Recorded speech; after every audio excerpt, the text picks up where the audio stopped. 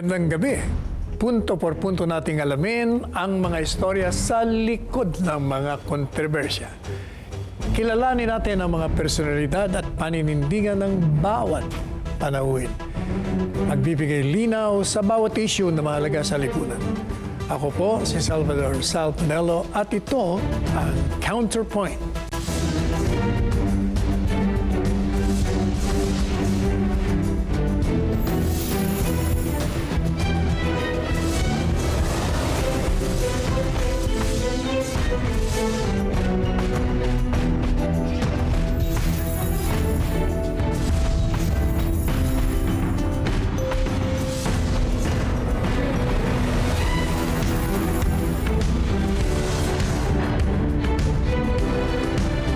Siguro magandang pag-usapan po natin yung tungkol sa International Criminal Court sapagkat ito ay naging masyadong kontrobersyal at pinag-uusapan hanggang ngayon.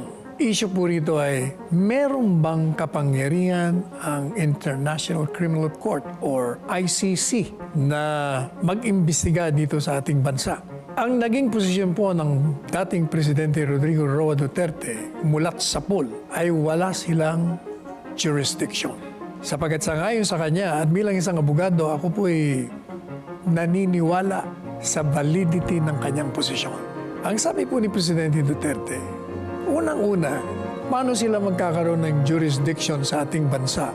Gayong yung Rome Statute na lumikha ng International Criminal Court na isang batas na merong kaparusahan ng pagkakulong ay hindi na ilathala sa official gazette. Ang ibig po sabihin kasi ni Presidente Duterte, meron po sa ating saligang batas na isang provision na nagsasabing kailangan ang lahat ng inaakusahan ay bibigyan natin ng tinatawag na due process of law.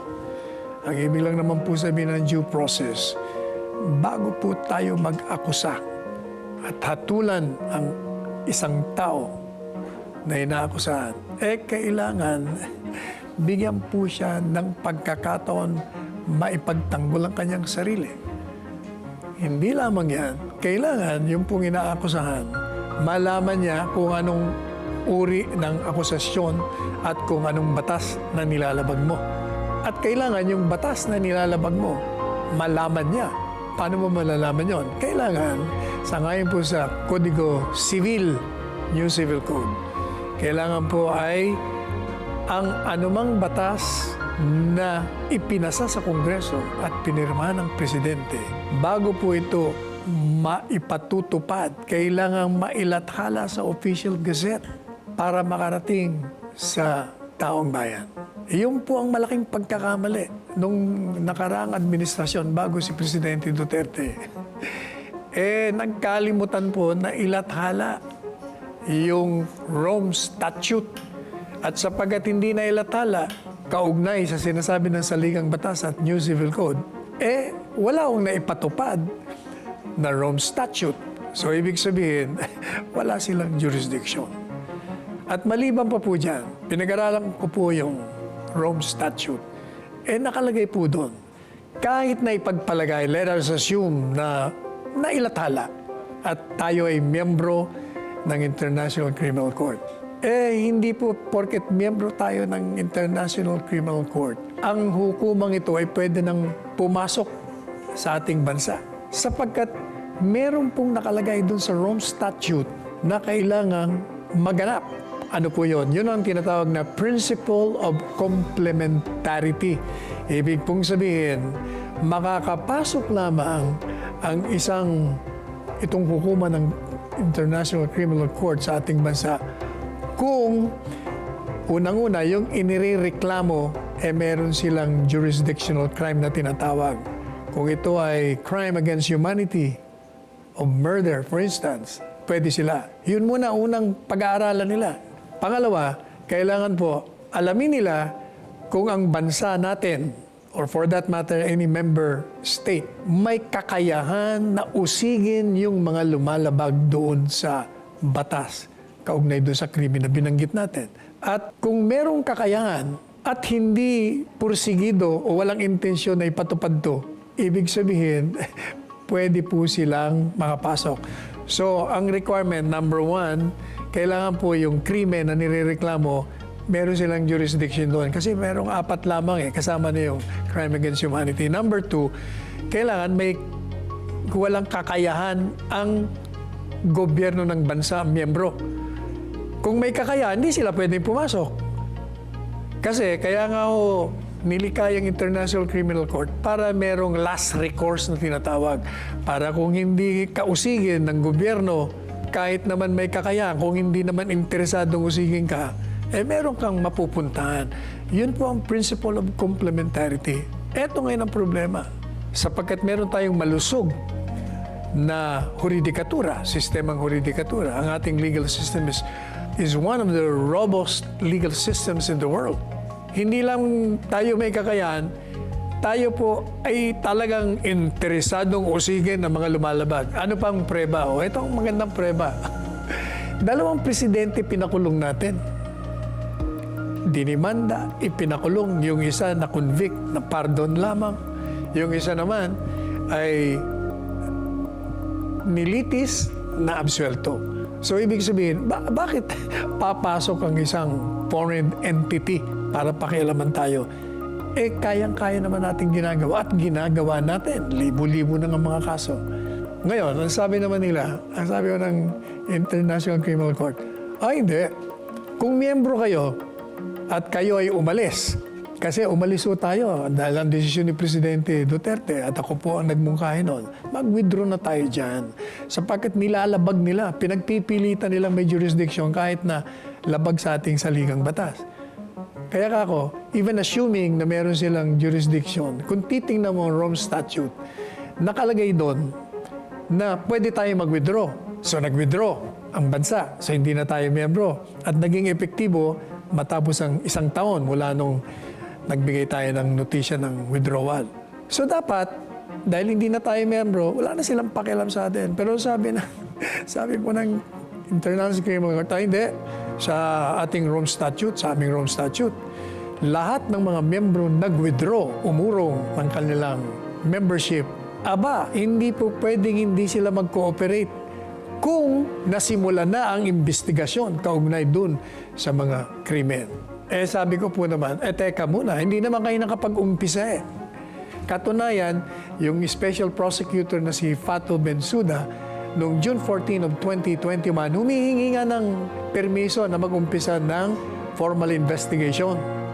Ang sinimulan nila nung supposed to be miyembro tayo, preliminary inquiry. Ano yung preliminary inquiry? Ibig ko sabihin, ibig muna nilang malaman, teka muna, yung nirereklamo ba, may jurisdiction kaming crime? Pangalawa, wala bang kakayahan yung gobyerno? Pangatlo, kung may kakayahan ba kayo, interesado ba kayo? Ang problema, lahat ng sagot doon sa 2 tanong. May kakayahan, ginagawa namin, nagdemanda, pinagkulungan namin. So madalit sabi, kahit saang tingnan nyo po, talagang wala silang karapatan. Kaya yung ginagawa nila ngayon, yun ay panghihimasok sa ating kasarinlan. That is an assault to sovereignty. Hindi po maaari yan. Kaya dapat ang ating pamahalaan ay maging assertive dito. At sabihin sa kanila, wala kayong pakialam sa amin, yan ay panghihimasok sa soberentiya ng ating bansa. Sa ating pong pagbabalik ng Counterpoint, makakasama natin ang smart at pretty nanay na si Miss Ali Soto.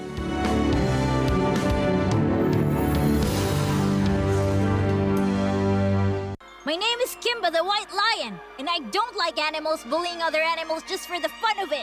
Meet Kimba, the brave white lion, who comes back to his home in Africa. Together we can do it! To help his fellow animals Kenichi is my friend! and befriend the good humans. Join Kimba, the white lion, every Sunday, 12 noon, here on Net 25. Hello mga Kanet 25! Ako po si Ali Soto mula sa ASPN Ano sa Palagay Nyo at Mata ng Agila Puraitan. Hanap nyo ba ay family bonding? Abay, tara na kayo rito at makitakbo kayo dito sa aming Net25 Fun Run. Kailan yan? August 26. Araw po yan ng Monday, pero holiday! Kaya swak na swak! Ito, saan yan, Ali? Dito po sa Philippine Arena, Ciudad de Victoria, Bocao, Bulacan. Abay, isama nyo na yung buong pamilya. Gusto naman lakad ng Dabarkads? Register now! Just scan itong QR code sa inyong mga screen. Net25 Fun Run. Pwede din naman fun walk. See you there!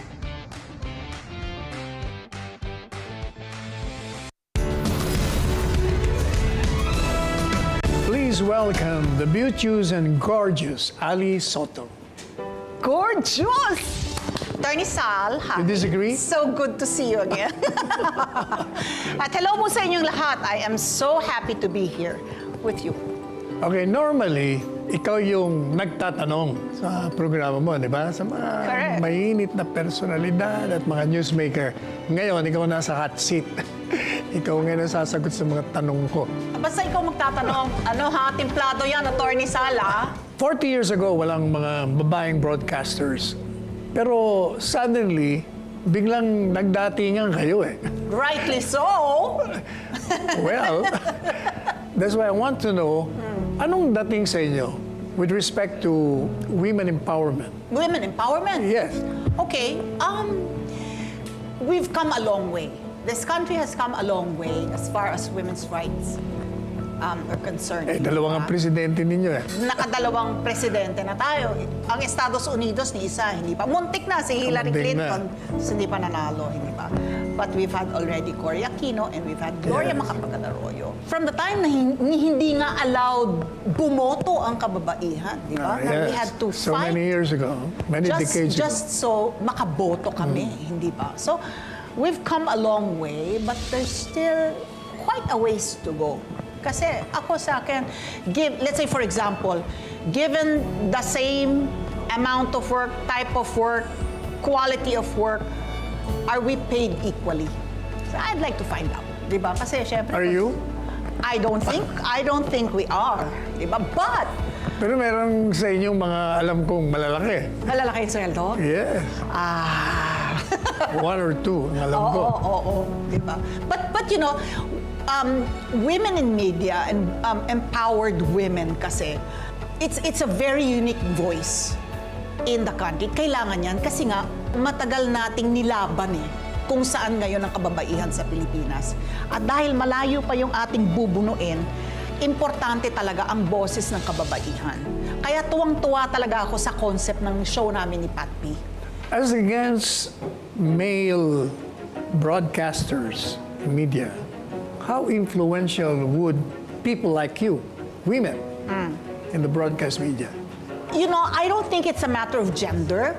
I think it's a matter of your wisdom, your experience, your credentials, your qualifications, how hardworking you are. I think it's outside of gender. Diba? It's not a matter of whether you're male or female, no? But it's a matter of how hard you work, how much you invest into your career. You know, at saka ang maganda sa media, parang hindi, yung habang tumatagal ka, lalo kang nagkakaroon ng, because of your seniority and your wisdom, nagkakaroon ka ng premium. Mas matagal ka sa broadcasting. Sa tingin mo ba yung media can change the mindset of people? Of course. Especially kung ang konsepto ng programa mo ay news commentary, hindi ba? Iba syempre yung media na newscaster, and you read the teleprompter, di ba? Na hindi naman ikaw yung sumulat ng script. So essentially you're a talking head, di ba? Kung newscaster ka. Iba pa rin yung opinion maker ka and it's a news commentary. So yun yung mas dapat na mas maingat sa sinasabi nila, na dapat aral na aral ka.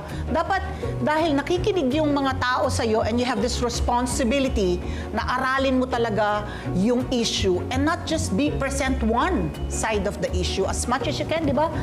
Well-rounded yung pagkakapresent mo ng every issue. Para you give them all of the information they need para sila na magdesisyon, di ba? Para yung decision nila ultimately is an informed decision. Now, in recent years, yung social media bigla pumasok. Suddenly, yung ginagawa mo ngayon, ora mismo, nakakarating sa buong mundo. Yung speed at saka yung Yes. scope niya, di ba? Hindi lang natin alam kung yung accuracy would be the Correct. same. Ang tanong ngayon how would social media affect yung mainstream media in terms of influence, in matters of truth and accuracy?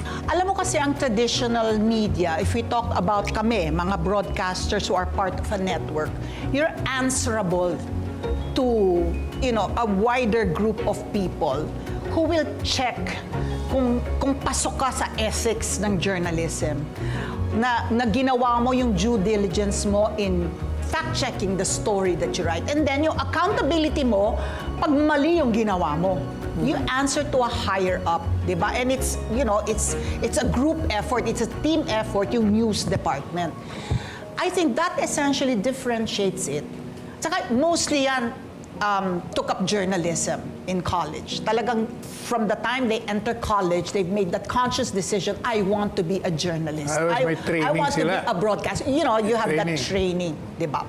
And pagpasok mo sa network, ikaw you go through a strict audition, screening, interview before you get into the network. And the field is very competitive. You only get to rise to the top dahil nga kasi by sheer determination and hard work, talagang nag-excel ka dun sa mga peers mo. On the other hand, ang social media, Kahit sino pwede. kahit sino pwede magsulat. But I am not discounting na meron din sa social media na hindi naman kumuha ng journalism and broadcasting in college, pero legitimate pa rin. Who go through due diligence pa rin. Kaya lang, ang napakahirap dito, there is such a thing, ang tawag na nga nila, di ba, alternative truth.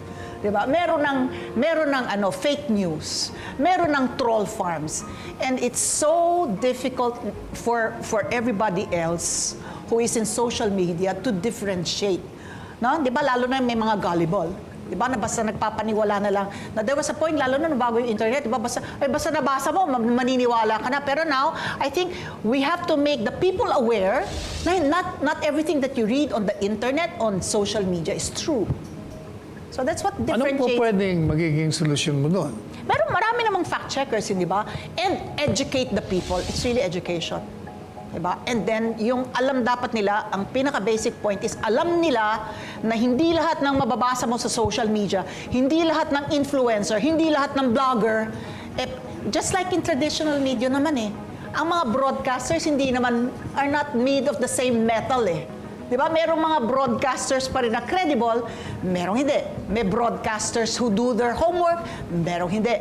May broadcasters na, sorry to say, may mga, I don't know, if merong envelopmental journalism that exists, di ba? Merong hindi mo talaga mababayaran yung brand of journalism nila. In any career, the cream will always rise to the top.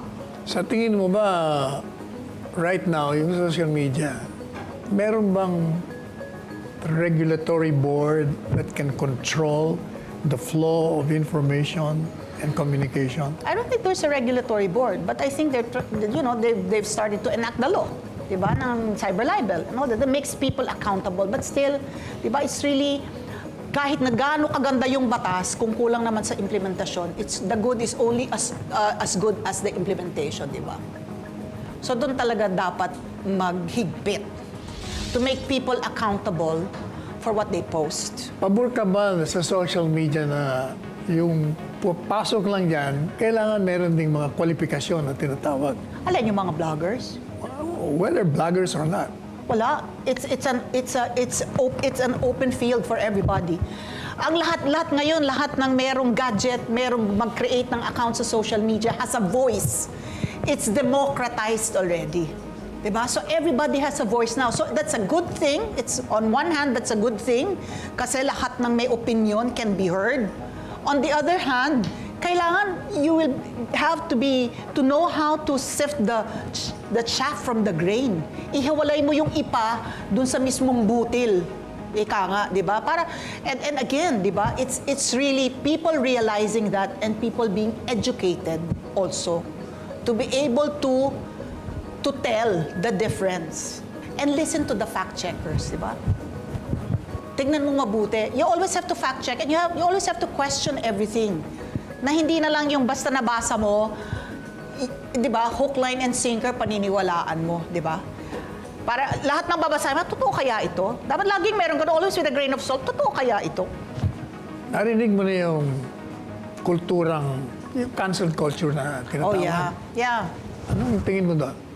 On one hand, it's good because it's a way of making someone accountable. You call out someone for a wrong that they did. And the other extreme being, yung cancel culture, is totally i-ostracize mo na yon, tao na yon. Whether it be, rightly so or wrongly so. Ano yun, sa akin, I think moderation is the key. Diba? But it's a phenomenon. It's already there. Diba? It's already there. Again, wala kang kakontrol-control dun sa wave ng cancel culture. Once this, yung parang ano yan sa Tagalog, kuyog. Kinuyog mo, pero ito sa social media nga. Hindi ka mukha nun pag nung wala pang social media, pag kinuyog mo yan sa press, you gang up on someone, diba? Merong yun yung cancel culture nung araw Pero nga, since you said nga, social media, because of the speed and the scope of social media, everything is so magnified. Kaya pag cancel culture in social media, pag kinuyog ka, it's so magnified, hindi ba rin? Yung social media, the entry of social media has affected yung telecommunications. Lalong-lalo na sa radio and television, pati dyaryo. Marami akong kaibigan na nasa newspaper business, bumagsak daw sila. Oo. Kasi mas kokonti ang bumibili ng dyaryo. Yung hard copy. Yes. Oo. Pati yung Because radyo. everything is online. Radyo sa TV, isang click mo lang nandun na. So, anong tingin mo? Yung landscape really has changed. Kasi dati radyo, ilan lang yung stasyon. TV, ilan lang yung stasyon. Tapos dyaryo, ilan lang yung pagpipilian mo. Ngayon, ang dami ng competition, hindi ba? Because of the internet. Lahat digital ngayon. Diba? There's so many choices. At saka noon, ang TV, uupuan mo, di ba? Uupo ka sa sala, manonood ka. Ngayon, iba na, lalo na sa kabataan. Ang ikli ng attention span nila, kaya dapat ang delivery mo ganon. Hindi ka nila uupuan para panoorin nila yung isang oras mo na pagbabalita. Tsaka napansin ko yung mga vloggers. Pag pumasok sa social media, mas marami silang followers. Milyon. Milyon. Kung ikukumpara mo sa radio, TV, malayo. Will suffer by comparison. Ngayon, there is a move by the bloggers na kung pwedeng ipareha sila sa mga But let me periodista. continue excuse me, Attorney Sal. Kaya ang mga radio, TV stations, the broadcasting networks have realized that and have also put digital platforms. Wala na yun. Hindi ka na pwedeng mag-stagnate ka na hanggang radyo ka lang, hanggang TV lang yung network mo. Lahat sila are already on the digital Kaya actually nga, 3-in-1 YouTube, Facebook, Radyo, TikTok, lahat sila, kompleto lahat sila, di ba? You can, hindi ko na, mapag-iiwanan ka. Pero yung gusto ng mga vloggers na, like for instance, they want to cover certain events in the palace o sa mga event. Gusto nila, meron din sila pareho ng mga periodista. Anong tingin mo doon? I think let's try it. Diba? Ang hirap naman kung babarilin mo kaagad without, parang you jump the gun and then you conclude na, no, hindi sila dapat payagan to cover, let's say, the palace or the President Marcos Jr. Dahil sila ay hindi naman traditional, wala naman mga graduate degrees yan, wala naman diploma in broadcasting journalism. Let's try them, let's see, diba? And then kung kunwari, mali yung reporting, let's make them accountable because I think inevitable na yan. Yan na talaga yung, we really have to go with the flow and it's really digitalization. But I don't think it will affect them if they are barred or banned from covering an event. Kasi, ang pag kinocover So yung event... bakit nung panahon ninyo, bakit hindi allowed ang vloggers to cover? Vloggers, wala namang humingi na bigla So sila it ng was not an permission. issue It was not an during issue. the term of President Duterte? Ngayon lang suddenly gusto nilang pumasok. Pero sabi mo nga kanina, iba yung mga periodista kasi nag-aral sila doon, may training sila. Kumbaga, kakaiba ang ethics nila. So because of that, don't you think na medyo kailangan, tingnan muna natin kung pwede kayo rito o hindi. sila na yun. Yung palasyo na rin, di ba? Because hindi naman, not any blogger will be allowed to cover the president and the palace, di ba? So, i-accredit pa rin sila.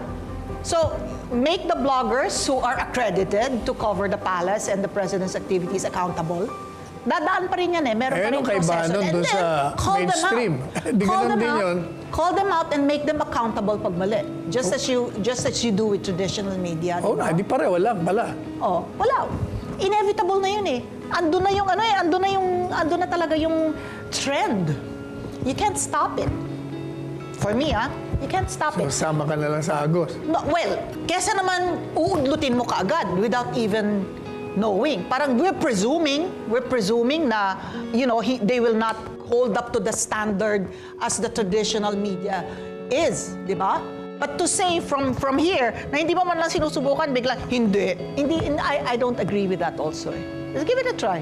Di ba? Hayaan natin. Di Ayaw mo pag mali, silang pakunan you can always rescind it, di ba? Bawiin ayaw mo. mong bigyan sila ng pagsusulit muna bago sila makapasok. I think it's up to the palace. I think it's in the process of accreditation, di ba? Because to cancel them out without even trying it, I don't think that's fair. Napakainit ng ating talakayan, kaso we have to post for a commercial break.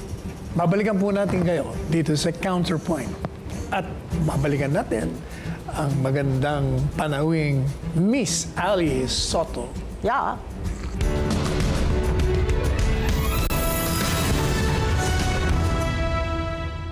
The Philippine business landscape is thriving, and at the forefront of it all is the Philippine Chamber of Commerce and Industry, or PCCI. We have the distinct honor of a conversation with the president of PCCI, Consul Nina Mangio.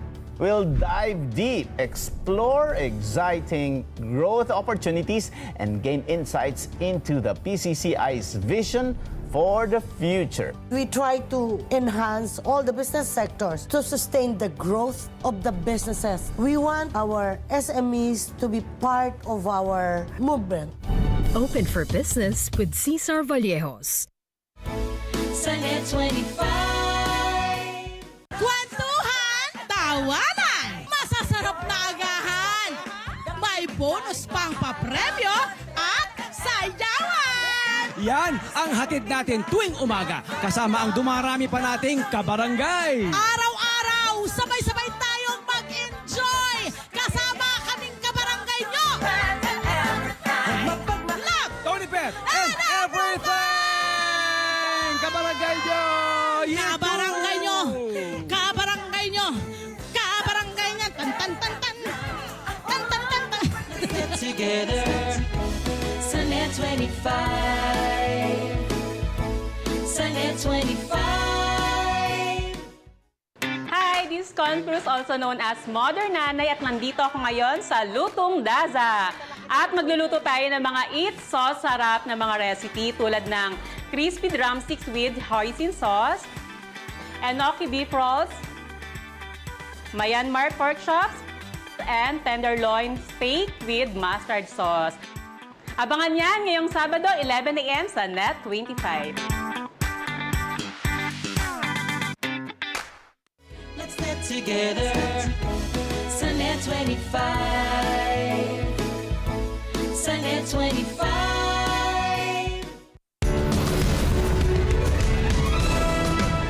Sino si Ali Soto sa matapos ang pagbabalita? Kilalanin po natin on a personal level si Miss Ali.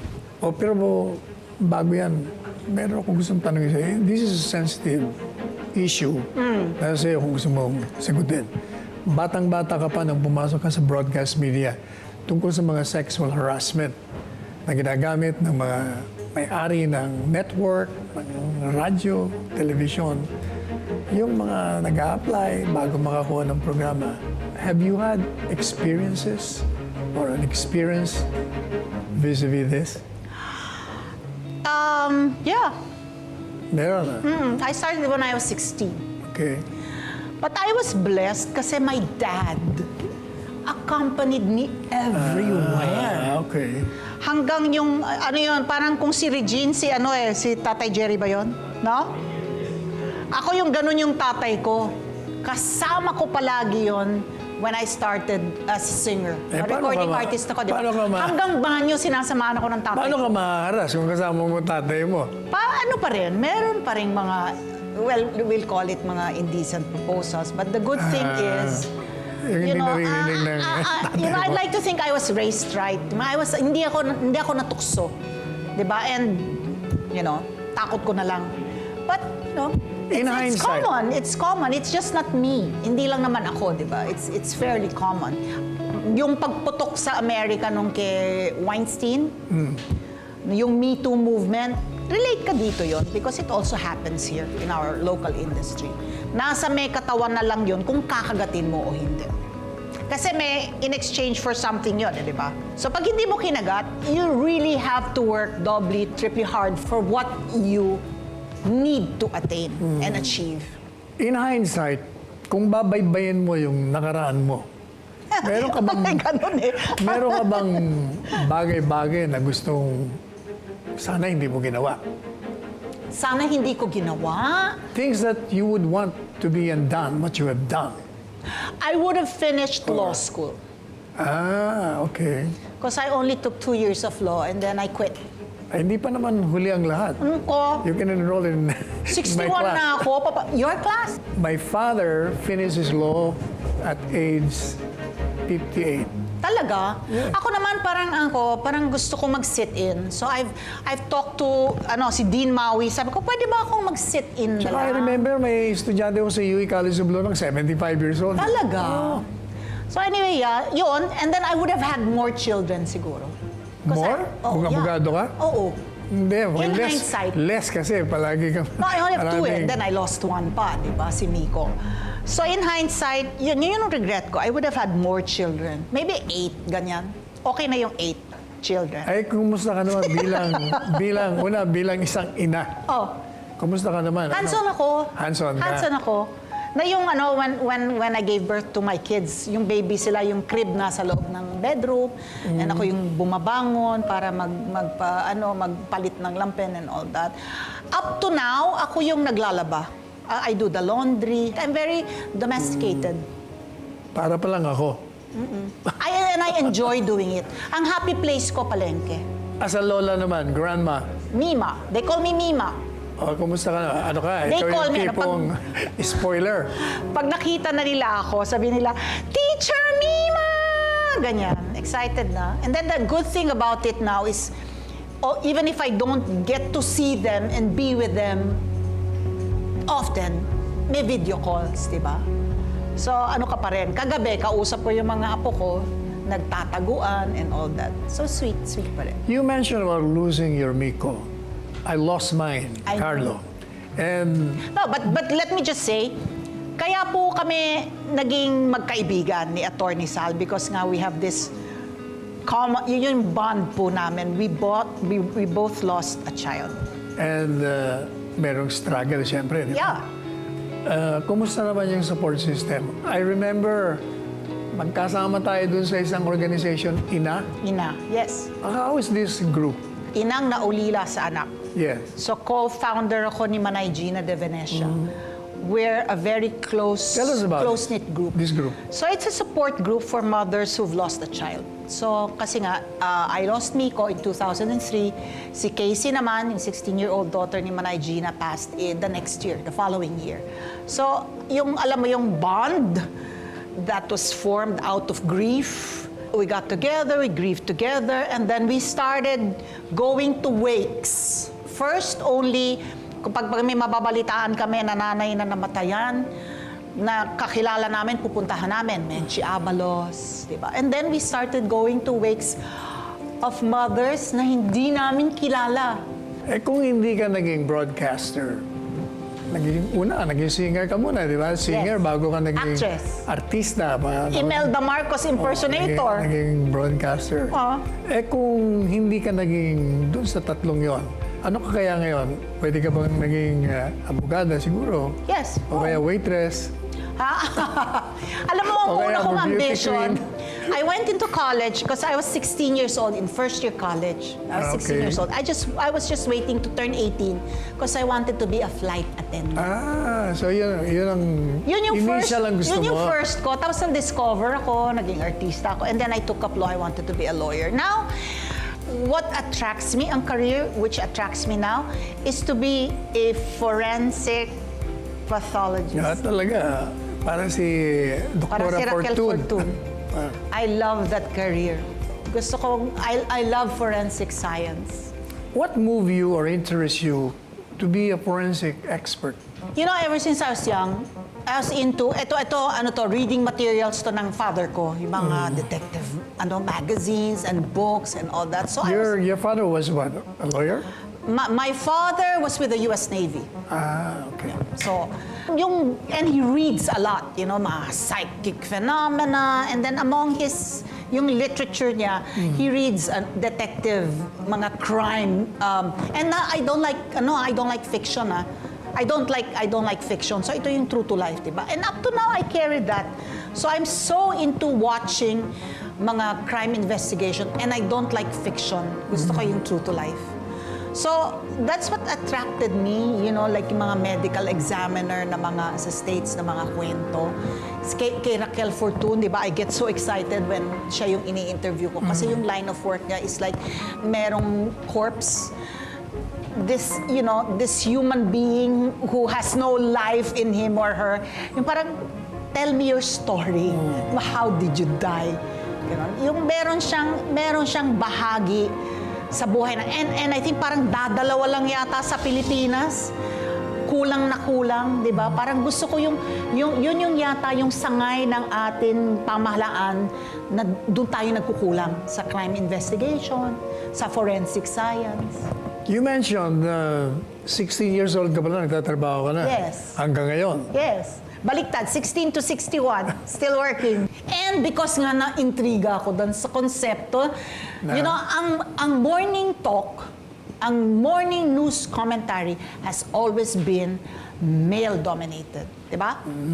Ted Filon, Nolly Castro, Mike Enriquez, Arnold Cabello, Joel Reyes, Melo Del Prado, diba? Deo Bacalma, Palmones. Colina Sanchez. But she's not in morning radio anymore, diba? But it has always been male-dominated. So can you imagine yung konsepto ng show, dalawang babae doing the news commentary? Di ba how novel? Tutuwa nga ako sa inyo nung pinapanood ko kayo. Anyway, sa lahat ng mga ini-interview mo, sino sa kanilang tingin mo na pag sumasagot siya, sa loob-loob lang, binobola na ako nito? Ayoko nga sagutin yan.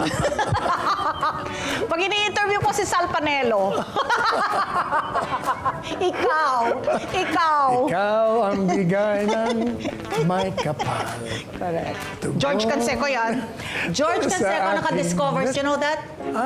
Yeah. Hindi. When I was How? 16. Tell us. I was in fourth year high school, I was 15, and I had nothing to do on a Saturday.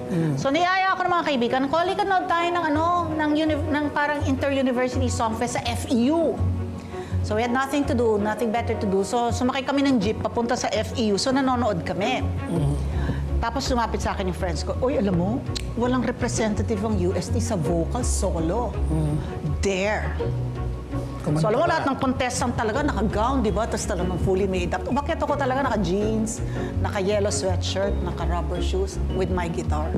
And then kasama ko yung friend ko din na Kung kinanta ko, ang Filipino song ko is Ang Boyfriend Kong Baduy. Okay. Ang English song ko was Whispering Waves. Hindi By ko the talaga. shore of the sea, searching for his memory. Tapos umalis na kami. Nung nag-aabang kami ng jeep sa Moraita para makabalik kami ng UST, humahangos yung organizers. Kayo ba yung UST? Pasok kayo dito, pasok kayo. You won the first prize. Tapos si George Canseco, chairman of the board of judges. So, Anong first song na ni-record mo? Bakit mahal kita? Si George ba yan? George Canseco yan. Ilang George Canseco songs ang ginawa? I sang about maybe 4 George Canseco songs before I quit singing. Punta natin yung show mo. ASPN? Yung ngayon. Oh, Balita kong hands-on ka. very. Anong preparasyon ginagawa mo? Oh, we have 3 meetings in a day. 3 meetings. Yeah. Right after the show, we meet, the team meets, and we talk about, anong topic natin bukas, sinong guest natin bukas. So, nagpa-prospecting na kami. So, itong issue na to, sino yung guests na, who are we looking at to invite? So, we line up about 3 or 4 or 5.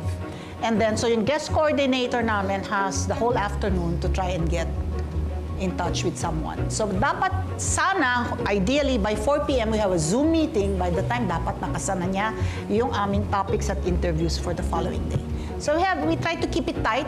4 to 4:30, tapos na kami. And then the following day, I come in, I try to be, I'm always at the newsroom at around 6 for the 8 o'clock show. And then, talagang, we sift through the news items, dagdag, bawas, shuffle, and then we have a short briefing right before the show in the dressing room with Pat P. How do you set standards and work ethics? Siguro dapat sila yung tanungin mo. I have very, very high standards. So, in fact, when the network executives, sina Ma'am Wilma were recruiting me to join, at the very, very first meeting, I already said, sigurado po kayong gusto nyo akong kunin, mahirap po akong katrabaho. Because nga, I really set the standard high. Because I feel I owe it to my audience. Hindi ka naman na-high blood pag hindi preparado. Na-high blood ako. And they know that. And they know Hindi ka that. But I don't, nagtataas ba boses mo? I don't cuss, I don't curse, I don't, I'm very, naman, di ba no? I'm very nice about, Kasi si Kuring. I consider it mentoring. Mentoring. So lahat ng mga kasama ko sa TV5, for example, noon na mga writers ko din, are already producers now. They produce documentaries and all that. Ninang ako sa kasal nila and all that. I just want to mentor them para, pag nag-retire na ako, yung naiwan mo na yan, di ba? Isipin mo Yan lahat ang ng potential, legacy lahat mo. ng bata na yan.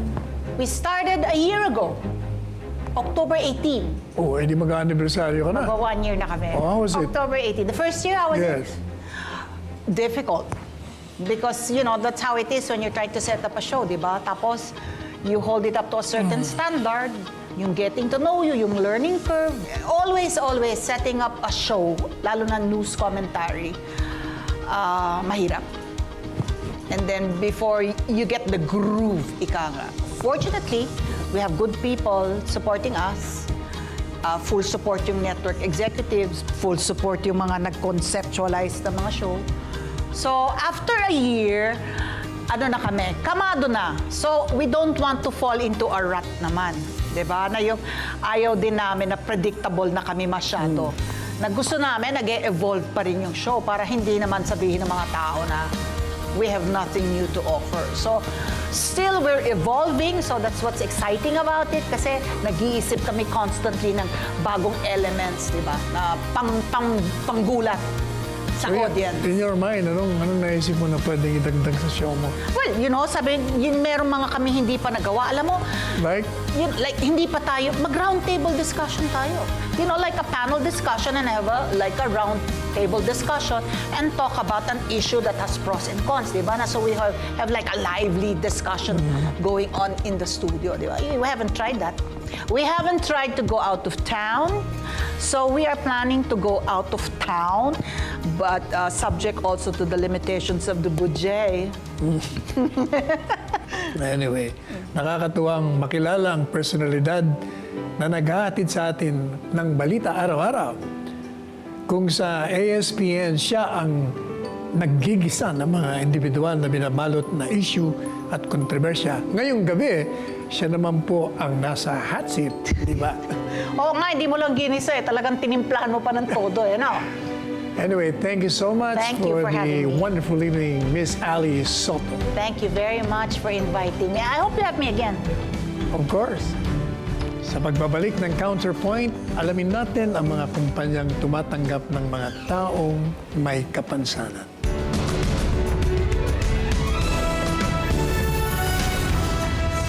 May init na issue at malalim na talakayan. Wala namang scandals, wala namang corruption issue or anything of that magnitude to warrant a change in leadership. Ang news commentary show na matapang at may paninindigan.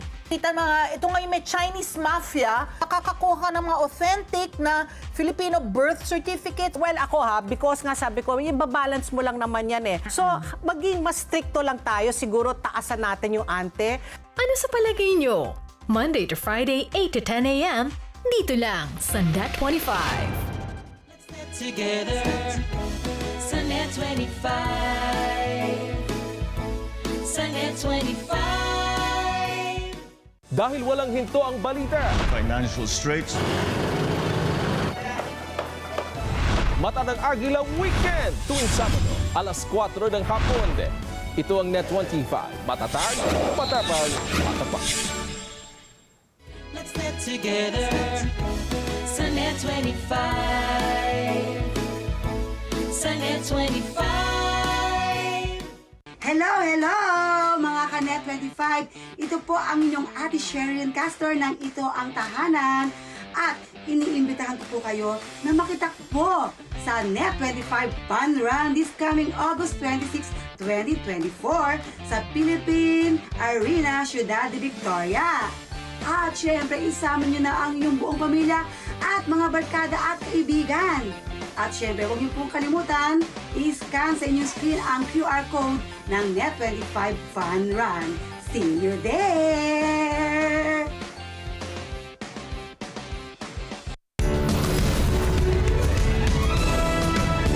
Narito po tayo sa Central Avenue at meron daw isang espesyal na kainan dito. At higit sa lahat, ito pong mga taong may kapansanan, ginagampanan nila ang kanilang tungkulin kahit na sila ay nakararanas ng mga kapansanan.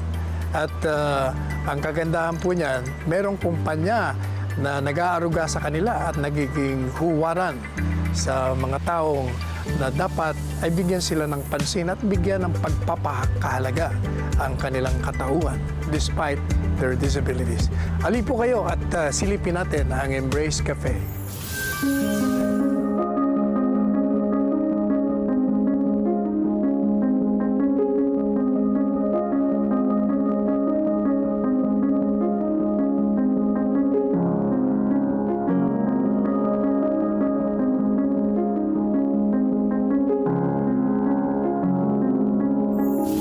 Kakapanin po natin ngayon ang manager ng Embrace Cafe sa katauhan ni Kagami Makawili.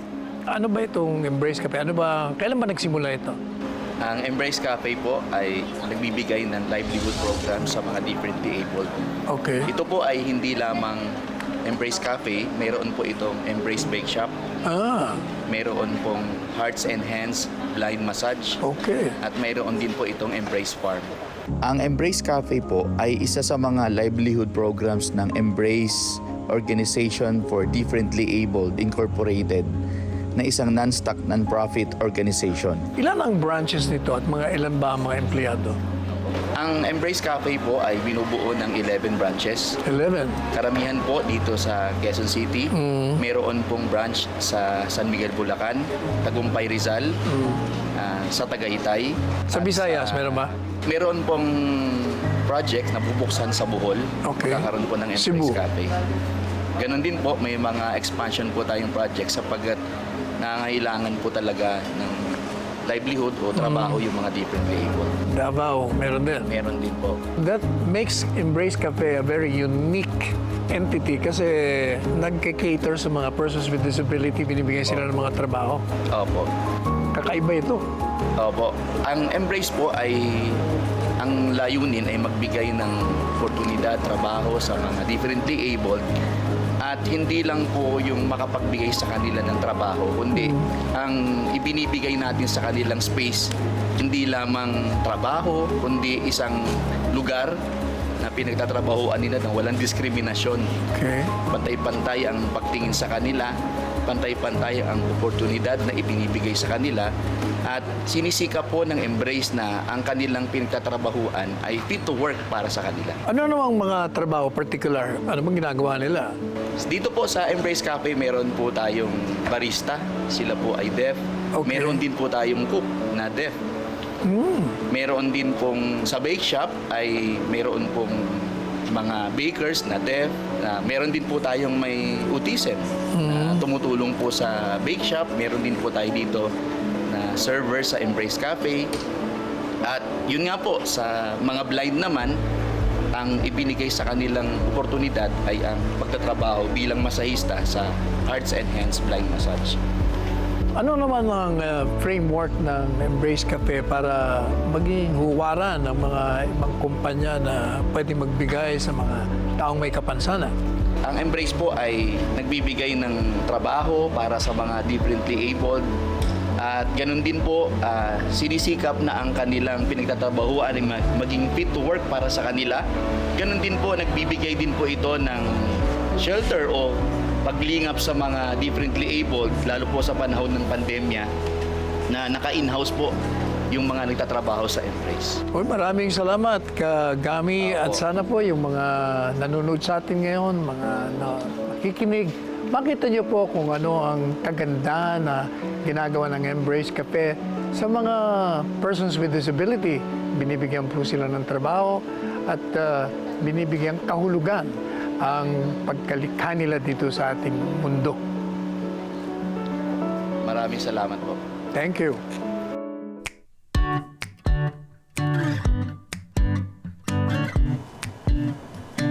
Uy.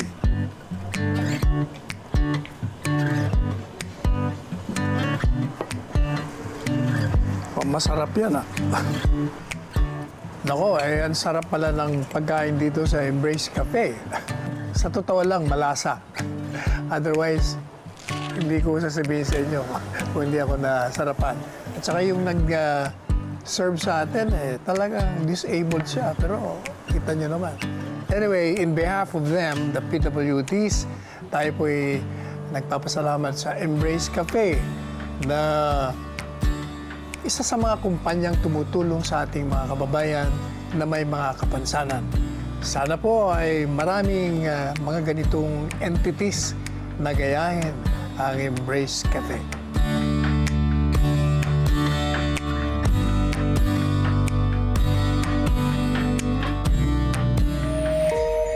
Babalik pa po ang Counterpoint. We'll get back to you.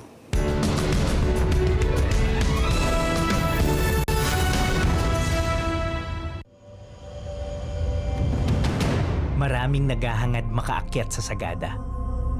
Dahil ba sa klima, palikulikong kalsada, kape na pangunahing aroma, o dahil sa hindi maipaliwanag nitong ganda, tayo ay may kanya-kanyang dahilan. At narito kami para makita at mahanap ang kasagutan. This is Motorcycle Republic, tuwing Sabado, 5 p.m. to 6 p.m. Let's get together sa Net 25. Sa Net 25. Dear Bossling, good day. My name is... Wow, Ma'am Katya, ang dami mo naman gift. Ma'am Osa, look, ang galante talaga ni Aubrey. Regalo to sa akin ng mga bata, ng mga estudyante ko. Wow. Pati alumni, binigyan ako ng gift. Wow, ang galing-galing. I'm so proud of you. Wow, wala ka yan. Ganyan ganyan ang mga inggitero at inggitero Love, Bosslen, and Tali. Tuwing linggo, dito lang sa Net 25. Let's get together sa Net 25.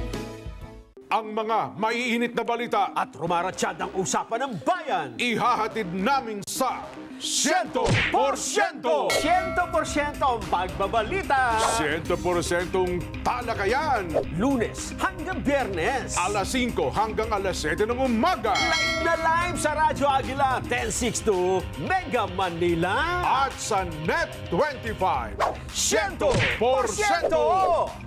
Sa Net 25. Let's get together sa Net 25. Napanood po ninyo at napakinggan ang maganda at matalino nating panauhin na si Miss Ali Soto. She walked us through dun sa kanyang buhay. Napakabata nung siya nagsimula, 16 na taong gulang. Siya ay isang naging singer, naging artista, broadcaster. Nakita po natin na ang isang Pilipinong babae na alam niya kung ano ang gusto niya at alam niya rin kung paano niya tatahakin at marating niya ang kanyang mga pangarap. Ibinahagi po sa atin kung ano siya bilang isang ina, kung ano siya bilang isang broadcaster, bilang singer at artista. Nakita rin po natin, binibida sa atin yung kanyang pagka-lola. Pero batang-bata pang lola ito. Maganda pa. At saka, nagbigay din po siya ng kanyang mga kaisipan sa women empowerment. Meron din siyang mga bagay-bagay na ibinahagi sa atin kaugnay sa mga makabagong pagpasok nitong social media kung saan ito'y nakikipagpaligsahan sa traditional at mainstream media. Nagbigay din po siya ng kanyang ideya sa mga vloggers na gustong makisama at gusto nilang pumantay sa antas at libelo ng mga periodista at mga broadcasters. Ang mahalaga po sa akin, ang nakikita ko sa panauhin natin, obvious na maganda at matalino. Nakita niyo naman kung paano siya artikulante ng kanyang mga kaisipan. Masyado itong assertive. And at the same time, meron talaga siyang goal. Nakita po natin gusto niyang maging abogado, kaya siguro ito madaldal din. Pero naman yung daldal niya, hindi yung nakakainis, kung hindi nakakatuwa. In fact, I was in awe listening to her. Marami siyang mga sinasabi. Itong magandang panauhin. Hindi mo na kailangang tanungin at kalkalin. Siya mismo nagsasabi ng kanyang kalooban. Join me again next week as we engage you with some of the most influential and controversial personalities in the country. Ako po si Salvador Panelo, and this is Counterpoint. Mag-jamming na tayo. Okay. Smile, though your heart is aching. Smile, even though it's breaking. When there are clouds in the sky, you get by. If you smile through your fear and sorrow, smile, and maybe tomorrow you see the sun come shining through for you.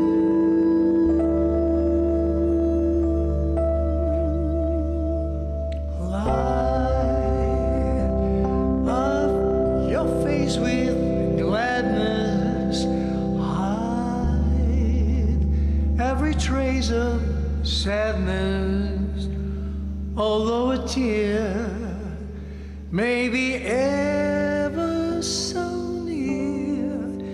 That's a time you must keep on trying. Smile.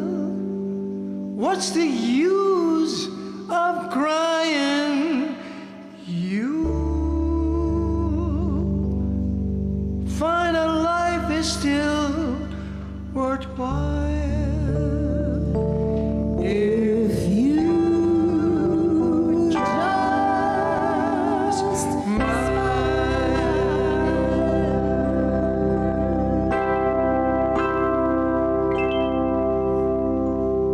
Thank you, Attorney Sal. Good night. Our pleasure.